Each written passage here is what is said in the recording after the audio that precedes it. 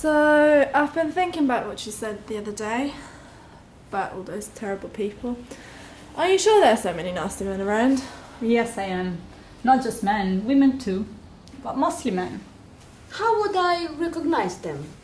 What distinguishes them? Do they have any visible characteristics? What form do they take? What names have they? Where would I come across them? But they may have ordinary names: James, John, Robert, Anthony. They may be of any color or size, any outward appearance. Although there is often the smell of decay around them, an air of duplicity, pretending falseness. Their eyes do not shine with the wholesome light.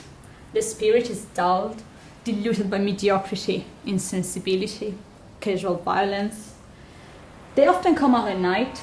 The things that they do or make happen are shameful. Those things belong in the dark.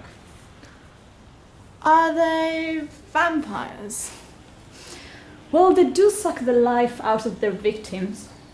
Not their blood, but their hope, their spirit, their goodness.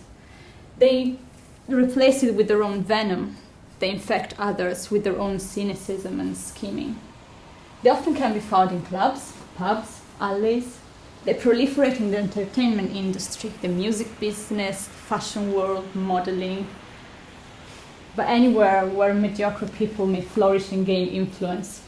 And that is increasingly everywhere nowadays. How to recognize them? Well, for example, they're unable to express astonishment at the natural world or feel part of it. They cannot register astonishment at the singularity that is existence.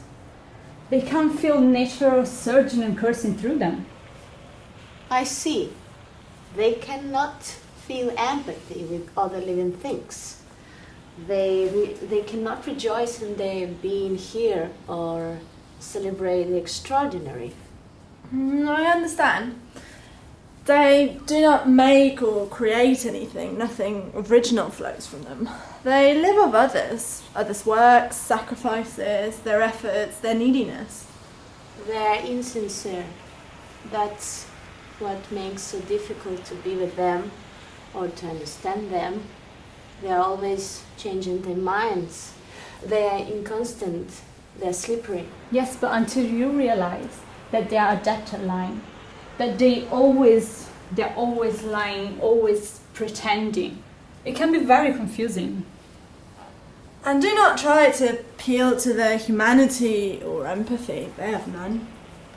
And don't make the mistakes of talking to them about morals or ethics. It's a waste of breath. They corrupt. They corrupt innocence. They get their hooks into people when they're poor and young. They look for vulnerability and then exploit it. That is their main and their favorite occupation. Control and exploitation. They try to make themselves feel big and important by using and abusing others. They spoil promise and ruin possibilities. It's about taking over power. They try to take advantage of people. And they're always attempting to manipulate others but pretending they're not. They're very cynical, always calculating, looking to exploit someone, to prey upon them. They live off others' needs. They always try to ingratiate themselves with someone, try to solve problems for them, try to make themselves indispensable for them, until the person feels beholden to them. Beholden? Yeah, they try to help people, and they try to solve situations for them, to help them with money, often by offering them money. And then the person owes them. They feel they need to pay them back somehow. But it's only done in self-interest, to get the person in a vulnerable position and then exploit the vulnerability.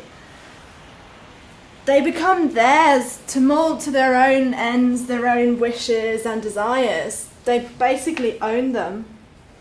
When they have enslaved their victims, when the pieces of flesh are mere objects to be bargained over, they advertise the objects now they own. They take money from them and They need to do tasks that the men expect from them. Then the money is taken from them. The men, they live off the objects. They lessen the value of, they damage, they scar, disfigure, impair. They tarnish, desecrate, wreck, despoil, waste, misuse, mistreat. They oppress, violate, abuse, injure, disturb, stunt, mutilate. They stain, sully, belittle, degrade, demean, denigrate, make worthless, discredit. They dishonor, weaken, deprave, pervert, debase, bribe, contaminate. They undermine, vitiate, deform, shame, hurt. They incapacitate, maim, mangle, debilitate, break down, contort, vandalize, reduce. They defile, dispossess, plunder, enfeeble. They traffic and trade and subjugate and create empty-eyed, unfeeling automata. They tempt, procure, confine, intimidate, starve, humiliate, rape, And blackmail. And they often commit the worst crime there ever can be. They create and sustain addiction and dependency. They make human beings into unassertive, servile, passive, wretched creature, too dosed up to feel anything properly, too drugged to think straight. They make their victims weak, dependent, stupid, addicted, compliant, chaotic, and useless. They feed off their souls, their bodies, their minds. They are people of the marketplace, market traders, selling flesh, living off others' flesh. They're perpetuating a cycle of slavery and misery, bleakness and despair, nothingness and hopelessness. They're the lowest form of life, truly. What shall we do? Yeah, what should we do? Why? Kill them, of course. Kill them? Yes. Eradication is the only way. Otherwise they just spread their poison. I suggest we kill some of them this evening. Each one killed means that someone somewhere might escape their manipulation, their self-serving. The black hearts can only bring misery. Should we start the killing now? Yes, let us start tonight. I have a list of names.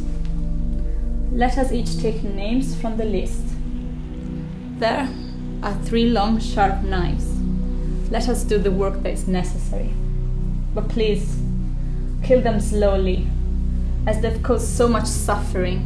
Let them suffer in their turn. They may cry out. But we shall not be merciful.